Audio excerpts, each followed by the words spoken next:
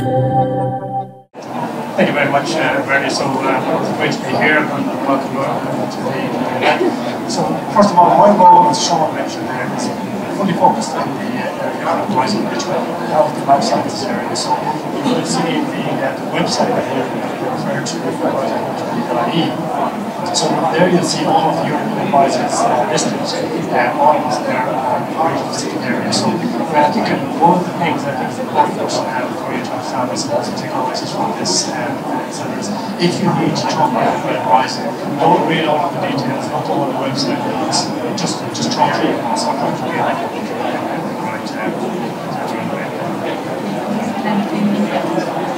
Thanks very much, Breda. My name is Breda too from IDA Ireland, and I'm responsible for the portfolio of our smaller companies. And we've quite a number of them within the overall portfolio. And obviously IDA supports companies like IBM. What we do is work very closely with Enterprise Ireland actually on the delivery of a lot of the programs, the funding programs, because they have the expertise that's just been pointed out. But we also in our own right would have granting companies in research development and innovation. I'm very strong to try and push that agenda for all the very valid reasons mentioned here today. Okay, thank you. So I think for everybody here, one look across the agenda and we see the multitude of talks that there are about tax credits, about various different R&D incentives, is that clearly it's a huge area of interest here to our participants, and probably, I guess, still quite a lot of uncertainty about how to navigate the various different schemes there are, and I suppose getting to grips with the availability of the tax credits and the knowledge development box that Ian referred to earlier on. So I think we're going to use this session. I'll kick off with some questions, but I will go back into the crowd because we've got a great lineup of expertise here, so I want to give you also as well a chance to feed maybe some context-specific questions to the panel. So I'd like just to start off on the tax credits, Ian, and your talk there earlier. We know that there is a sharp increase in the number of companies availing of the tax credits, but maybe for those who are not availing, or those who are maybe not optimising it, there is still some uncertainty about the type of activities that are eligible and ineligible. I think Jerry Byrne referred to earlier this morning this whole idea of a fuzzy zone and trying to figure out what's in and what's out. So Ian, could you maybe just give us an outline of kind of what the typical type of activities are that are eligible from an MNC and an SME point of view? Yeah, sure. So I think there's a common myth that you need to be playing around with test tubes, wearing white coats and masks to be able to qualify. Whereas actually, I'd say the vast majority of eligible R&D activity that's going on in Ireland falls into what's known as experimental development. So producing new or improving existing products, processes, materials, devices, services, even that type of stuff can qualify. The key, without getting into too much of the technical detail, the key is being able to show, one, that there's a level of innovation there, and secondly, that there's a level of technical risk. And if you can show that you're satisfying both those criteria, generally speaking, you're in the right ballpark as to whether you qualify for this or not. There seems to be a little bit of a fear factor around, and I spoke about this earlier, around revenue or looking at the game in terms of the number of audits. That's not sort of trying to do scaremongering. That's just to say that, look, a lot of companies are claiming this. Revenue have to be seen to making sure that companies are doing the right type of stuff. And a lot of companies go through the revenue audit process in a very smooth and efficient manner. Just know the rules. So know the rules before you put in a claim, rather than put in the claim and then try to figure out the rules at the end. That'll be the sort of the best advice I give companies. And I suppose even when you're getting to that stage, just one look at, I was really kind of taken by your slide that, in terms of the incentive that's there, you've got the 25% refundable credit, you've got the 12.5% corporate tax deduction, plus also the addition of the knowledge box piece as well. How attractive is all of that, compared to other economies? And I think particularly in the UK and in light of Brexit, how are we maximising all of the assets that we have here in order to stay competitive with other competing economies? Yeah, it's a good question. I think we certainly rank up there amongst the best in class from an international perspective, and this isn't me preaching it because this is what I do. This is from a number of independent studies who have looked at a lot of the different international regimes across the globe. And actually Ireland turns out, top of that list on a number of occasions. Forbes came out there recently enough. I think a lot of people may have seen that Ireland is now fourth in the world for doing business. Not just around R&D incentives. There's obviously our track record. There's our talent pool. There's everything else that goes with that. But if we show, and it was showcased in my slides there in terms of the calibre of companies that have been attracted to Ireland, is second to none. What that's doing is that's having a clustering effect in terms of, if your competitors are all locating in one particular jurisdiction, you want to find out why they're doing that and you're not, right? So that's having a sort of a magnet effect as well. You mentioned Brexit. I guess it remains to be seen what's ultimately going to happen there. My own gut is that we, as a nation, cannot remain complacent about having one of the best-in-class R&D regimes, because I put a lot of money on the UK regime upping their game. So I think making sure that we keep an eye on what our competitors are doing, and making sure that we're nimble enough to react to that, and to make sure that we continue to remain best in class in terms of the ability to keep R&D investment in Ireland is going to be absolutely critical. And Breda, I presume IDA are keeping a watching brief on all of that as well. That's completely right, and it's about how we market the message as well. So the combination that you described, plus there's a really strong value proposition we have here around the companies we already have, and it is completely right. You start to position those with corporates in America or the UK or other parts of Europe or in Asia Pacific, and you suddenly find that, well, why is it they all want to be in Ireland? What has Ireland got to offer? So there's a good, fantastic reference cell for us as a country. But equally so, the combination of all the tax credits is a very strong proposition. And that's why the Irish government are constantly reiterating the fact that the 12.5% tax, corporation tax will be remaining. Because it really is a very strong competitive feature for us. Because you know yourselves, we're not in all of the business of being the cheapest country in the world, but that's not what we're selling Ireland on. So I think the combination, everything Ian has mentioned there, along with the kinds of companies we already have doing fantastic stuff is really important. And Robert, maybe you might have a comment there as well, especially as we say utility, like the purpose of all of these incentives is actually to drive more R&D, so I mean, what would be the IBM's take on that? That's been very helpful to us actually as a company, as has the IDA, Enterprise Ireland, the Science Foundation, that mentioned this earlier on, right? And the fact that there's sort of exemplar stuff going on here in Ireland is really key to us as well. So say, for example, we're working in healthcare. It's very interesting for us to be able to sort of look at our doorstep and see all the pharma companies here, for example, okay?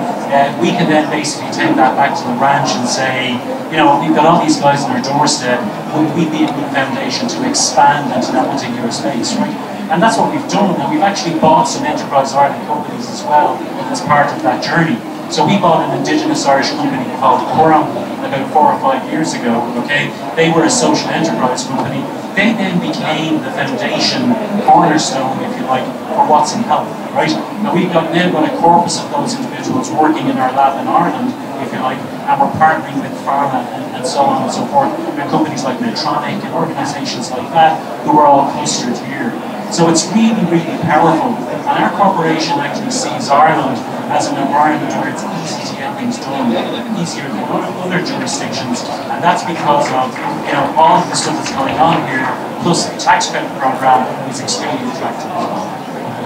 And I'm just recalling a survey actually that the IRDG has done of member companies and indeed the wider network, and that research has shown that well north of 80% of companies are availing of all these various incentives, but there is still quite a chunk of people who are not availing of these incentives. And I know Ian, in your presentation was a long list of things that can go wrong, but if there are companies out there who are saying, right, okay, this is not a hunting money strategy, this is a strategy of getting money that I'm entitled to, credits that I can be entitled to, notwithstanding all the various different challenges there are, things that can go wrong. What would be the key piece of advice that you would give for people just to start on that journey? The key piece of advice is probably go in with your eyes open and know the rules at the start. You can be hurt on an audit if you're not familiar with how the rules work. And let's be honest, this is a very, very lucrative regime. So, it's not a case of, just getting the cash and running. And you've got to expect that, revenue has to be there to police the regime. So I would say, make sure that you know the rules first and foremost, and then speak to people who've probably been through it. Speak to your peers, speak to competitor companies and ask them what they're availing with. Because if you're doing innovative type of stuff in your sector, and you're not claiming it, and yet a lot of your competitors are, you're probably missing out on the trick. Yeah, so it's a bit of a no-brainer then, really. Absolutely. Yeah, okay. So maybe we might move on then to, the tax credits in that regime is an example of, I suppose, indirect supports, but obviously we're here joined in the panel by people from the agencies who are offering direct support, so hard cash, we've got state support, we've got the European supports. Breda and Ciara, maybe could I just ask you, I know we don't have a lot of time, but could you give maybe a quick overview of the type of support that are available from Enterprise Ireland and from the IDA, and maybe from the perspective of the kind of the status of the company and and how to engage and what the methodology is there. Sure. Yeah. I mean, I think Enterprise Ireland have a range of if you were a small company, for example, our EPSU high performance startup, typically would be a company where the expectation would be within 3 to 4 years, there would be a product to market, would be required 10 jobs. So, for a company like that, there would be small financial supports, there would be slightly larger equity-based supports, but also in the non-financial side, because a lot of companies will also be for non-financial support. For example, some mentoring would be a large part of it as well. So you'll see these supports right across the spectrum. So they're the same kind of supports as well in terms of your more established companies, but also there for the larger companies as well. And then in addition to that, there would be also the option of tailored support. So if you didn't fit into perhaps one of the more 54 regular offerings, there is the option then to actually sit down and discuss with the development managers, discuss with the actual tailored supports. That's quite similar to the IDA, which is like kind of 4 overall grant supports. There's capital employment grants, training and development grants, and research and development grants. And obviously the ones we're really interested in are particularly training and development and research and development, because they're both about increasing the capability of companies and as rightfully said, potentially expanding activities here in Ireland and keeping the jobs. So that's where our focus will be. Working an awful lot with Enterprise Ireland on some really interesting programs they do too, like innovation partnerships, which are working within universities and institutes of technology, looking at a specific piece of research for a company, and that's very strongly, it's about 80% grant aid there for that. Equally, so there's loads of really, really good programs that we jointly deliver around lean and innovation and service efficiencies. So it's all leading to, from the very small companies to the largest companies, both our portfolios really, where they can get support from the state. And it's all for the reasons that Ian mentioned earlier, that Sean mentioned earlier, and yourself as well, that all the speakers have spoken about. It's really for the state trying to show its support to develop and grow companies and retain jobs. Yeah, sure. So 10 years ago, there was a project off the west coast of Ireland called Smart Bay. That I'm sure people have heard of it. They've actually got a stand out here.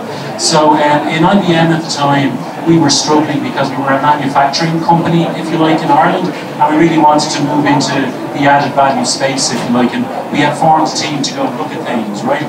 The service that these guys actually sort of provided us at the time was to join some stuff up, if you like, okay? So there was a guy out at the Marine Institute, his name was Owen Sweeney. He was looking for some help with trying to get his idea of Smart Bay off the ground at the time, if you like, okay? There was a lady who was seconded to the IDA, Carol Gibbons. I don't know if I'm allowed to mention names, okay? And she basically connected us up with all of the stakeholders in the ecosystem, if you like, okay? And worked with Enterprise Ireland as well. There were SMEs that were involved, there was universities that were involved, there was ourselves, Intel were involved, if you like, and we actually did a world-class project out of Ireland that on the back of that, IBM set up its Smart Cities Technology Centre with 200 people working in research and development, okay? So that's the type of game-changing stuff that these guys do, and they can offer that to anybody at any level in the country. I think you mentioned a key word there, which is the ecosystem and being connected. And the degree to which people are known and are known within the ecosystem is hugely important, and that's really, I suppose, the strength of where the agencies can come in, and the different methods of integrating with the ecosystem, through the collaborative research. And I know Dennis will lead a panel discussion later on in the afternoon talking about the ecosystem and how you can collaborate, and that's hugely important, and hopefully we'll hear a lot of talk about that. So I think we won't dwell on that too much here now, but I suppose just knowing that it's out there, and I suppose, as Sean mentioned earlier as well, this is the availability to tap into skills, so collaboration and tapping into skills, because there is an awful lot of infrastructure in the ecosystem out there that can help and drive on innovative activities. So if I can come to I was going to call Horizon 2020 the big daddy of the thing, and then I thought, if I link Sean with Horizon 2020 and big daddy, I don't mean to insult you, Sean, but Sean is the guru when it comes to Horizon 2020. And Sean, you give a very compelling argument, as to why people should be involved in Horizon 2020. And you did mention, that there is a perception that it's very bureaucratic, and that there are things that are off-putting about it. And I suppose one of the things that always sticks in my head is, this idea that of 10 to 12% success rate. Why not? So I classify 10 to 12% success rate as fake news. There's a reason why that's quoted. If you look at the evaluation system, you send a proposal to Brussels, it's sent out to 3 evaluators all over Europe, and they come together and they score it. Now the maximum score is 15, but there's a threshold of 10. Now anything that gets below 10 is bad. Either the idea is bad, or it isn't put together properly. So anything below 10 should never have gone past 1 page. In the first 64 calls, they got 34,000 proposals, and 46% of them, 16,000, didn't get above the score of 10. So the success rate is not 12%, it's 27%. Now, if you get 11, that's bad. But if you move up to 13, 14, 15, your success rate's up 60, 70%. So I know 5 people with a 100% success record. They never put in something. Now that takes years to do. I know several organizations with 40 to 50% success rate. So that's a myth. It's these people that are, some people's strategies, we tag on to 10 proposals. We'll go around Europe and we'll drink coffee and we'll tag on to 20 proposals and we might get 1. Now that is throwing darts. But it's like using a shotgun or using a sniper. The shotgun is you get involved in so many. So it's like the cricket game. You learn the game, you see who are the good players, you talk to the support service. Like for example, when Ciara meets somebody, you can smell a winner. You're at it so long, you can say they either have a brilliant idea or it's the wrong person. But you meet somebody and you can tell within half an hour this is a winning project. So again, that's what the support services are there. Now there are also consultancies doing it and so on. So I think a little bit of reality has to be brought back. And I think Ciara, you know this maybe what the practicalities on the ground of helping people and so on. So that's why Well, Ciara, so you're the what they call the national contact point in the health area. Maybe you want to just give a few lines of what exactly does an NCP do, how they can help, and maybe how companies might engage with you in progressing the Horizon 2020 adventure. Okay, yeah, absolutely. So I think one of the key roles, as Sean alluded to earlier on, here in Ireland we do have the unique situation where the national contact points are full-time, so they're 100% of their time focused on the job. And also that we're in a unique situation where most of our national contact points are also members of the protocol committee in Brussels.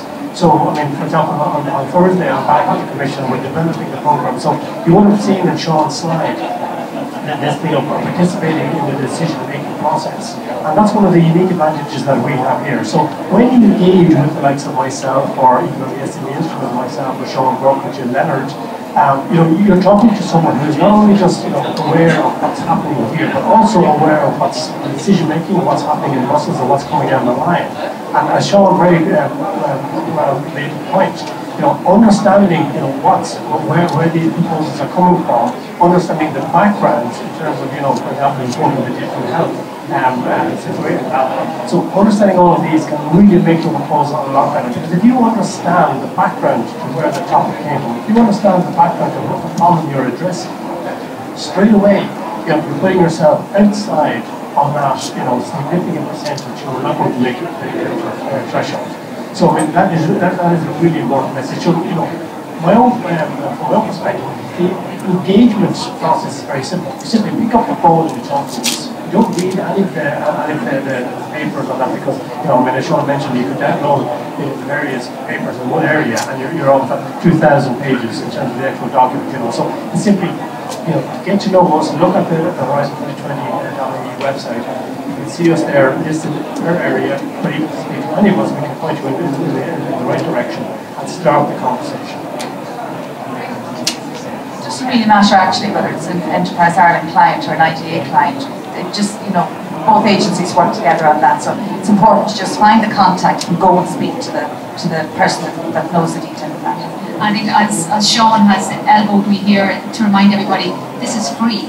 It's a free service. It costs you nothing but the price of a phone call to actually pick up, or a coffee, because you might have to buy them tea and a bun or something like that. But it's a small price to pay for the advice that you're getting. I know, Sean, you had a very useful slide up there, and kind of you focused on, I suppose, the SME instrument and the fast track to innovation scheme. And I presume, Ciara, you've seen kind of how companies are doing well. Ireland has a very good reputation, particularly in the SME instrument.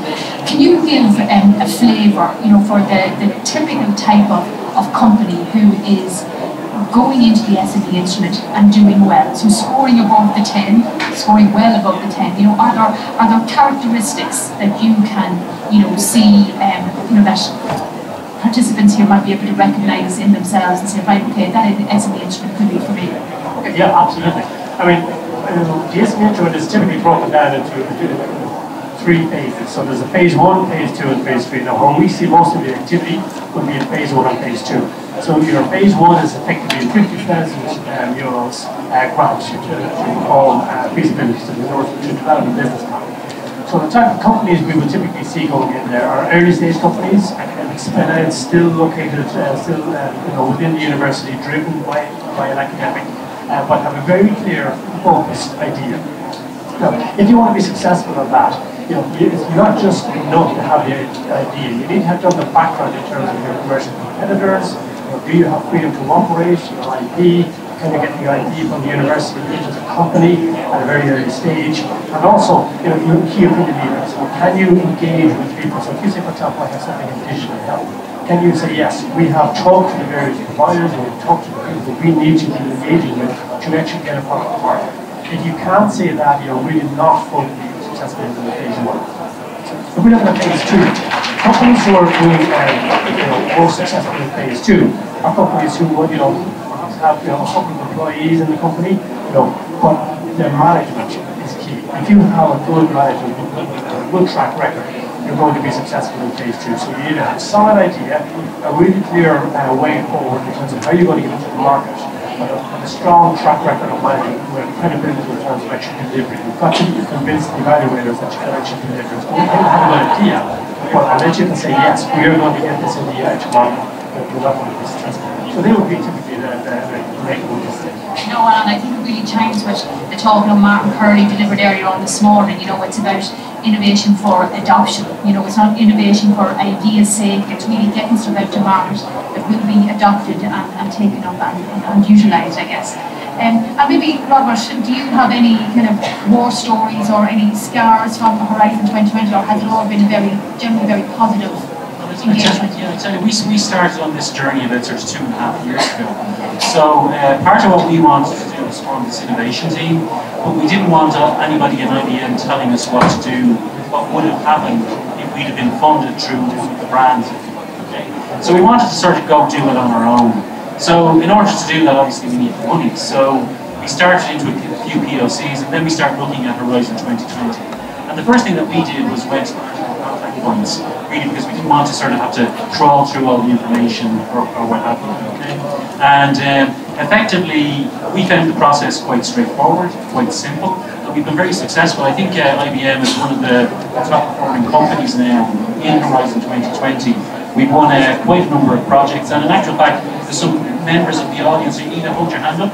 She's actually somebody new that's come into Ireland that's working on a Horizon 2020 project. So we're sort of pulling that type of talent in here. So it's very useful for us. It enables us to experiment in areas that we don't normally, if you like, okay, and to do things that are sort of gives us competitive advantage from a corporate perspective, because we're looking at technologies that the corporation hasn't gotten around to looking at yet, if you like. And it's helping us to create sort of thought leadership, and it's creating new jobs, if you like, on the ground, and it's very beneficial to us. It's actually quite useful.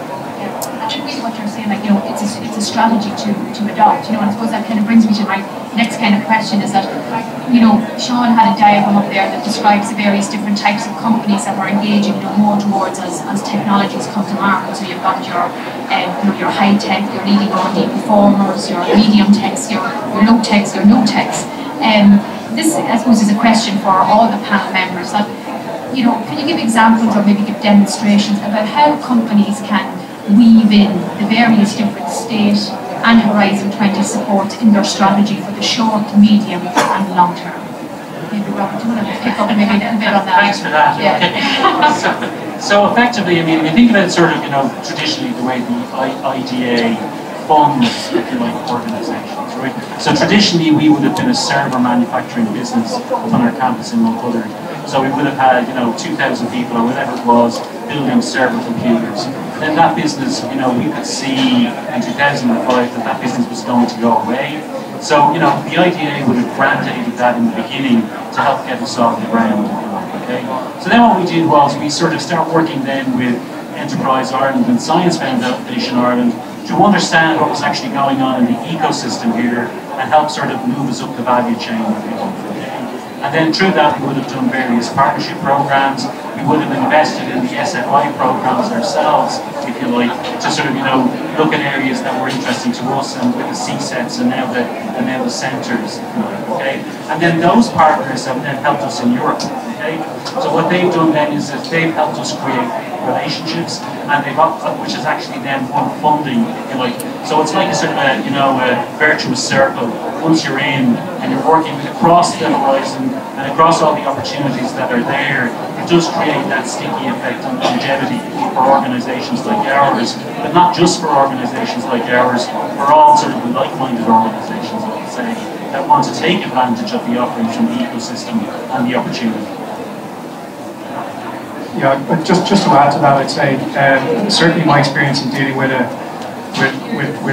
companies across a multitude of different sectors and dealing with the SMEs through to the multinationals, a common thread of success in terms of the ability to claim these type of incentives is to make sure that there is someone in the organisation who has that responsibility, who is tasked with actually overseeing that. So Jerry Byrne spoke earlier around having some kind of a senior management team or a governance committee that sort of meets and is tasked with looking after this. That's really, really important because especially with claiming, say, the grant aid, you know, you can't claim grant aid if you've already started the project. So you want to make sure that you're talking to the likes of EI and IDA before that idea starts, you know, before you start executing on that idea. And likewise then, have someone who has responsibility for making sure that the process of claiming grant aid runs smoothly in terms of tracking the documentation, because that can be leveraged then in terms of claiming all the other tax incentives that I spoke about earlier as well. And I suppose, Sean, a question for you, because we're so used to companies, I suppose, think maybe in the short term to maybe the more immediate term. You know, strategies for innovation need to be, you know, looking far out beyond, 5 years beyond. And I was really taken by your example of the FET, the Future Emerging Technologies Programme, and how that might be used as a way, you know, to totally blue sky approach, maybe, you know, take a company 7-10 years out. What's your experience of FET and how companies are using it? Yeah, FET is this idea.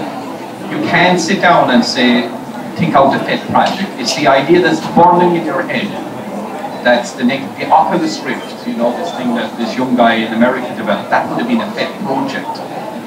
Another pet project that was funded was smelling diseases, that developing a nose that could smell your breath and say, you have a problem. Long before. That was, will it work? Maybe. In theory it works. It's these radical ideas now. They're actually going to move FET, I think, from about TRL 234 in the next program. It's really an exciting one. But if I was, even as a starting point, my last slide said, analysing the projects already funded. So if you're in the Internet of Things, or eHealth is a very good example, and IBM is involved in a project called ProAct. Just by analysing what's being funded to what, it's super marketing, you know. So I think my last slide today about analysing what's going on, what's in the programs, is good research, and I think you made an excellent point. The process of doing it, if you never get funded, is wonderful in itself, you know. And I think developing proposal writing should be seen as a strategic act rather than a burden. You know, and I think that was a really excellent point Ian made. I know we're coming close to end, so maybe are there any questions from the audience members? So we have a question down here from this gentleman.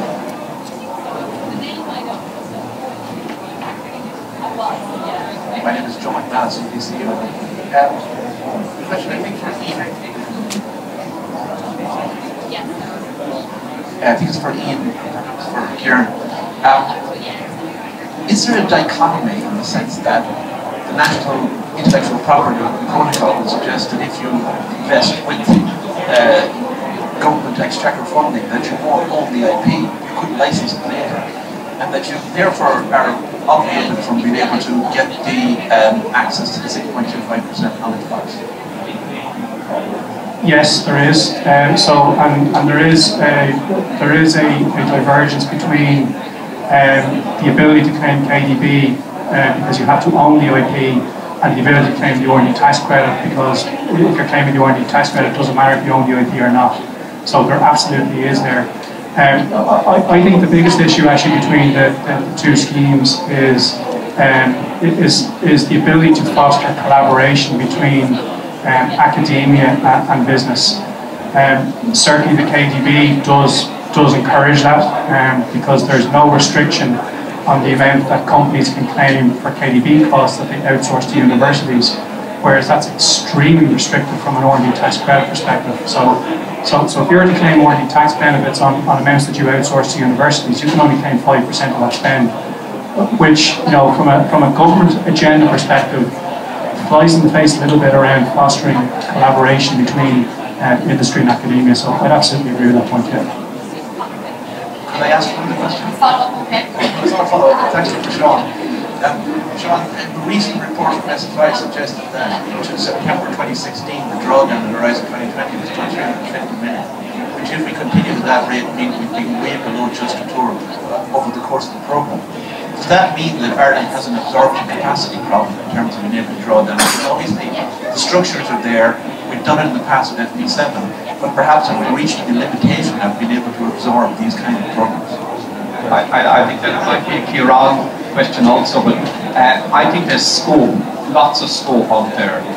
There are lots of companies haven't drawn down what they could have. Now you do get the same old faces problem, but I'm not as familiar with that scenario. Maybe Ciara maybe can handle it. But I think there's lots more, but it's trying to get them into the system is the problem. Maybe Ciara.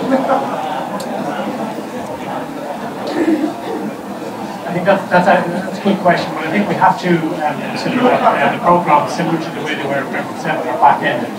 So if you look at the budgets available in the 2018-2021 programme, they're far greater than they were at the start. Additionally, the data that you will be looking at there for reported data from the European Commission is always 6 months behind.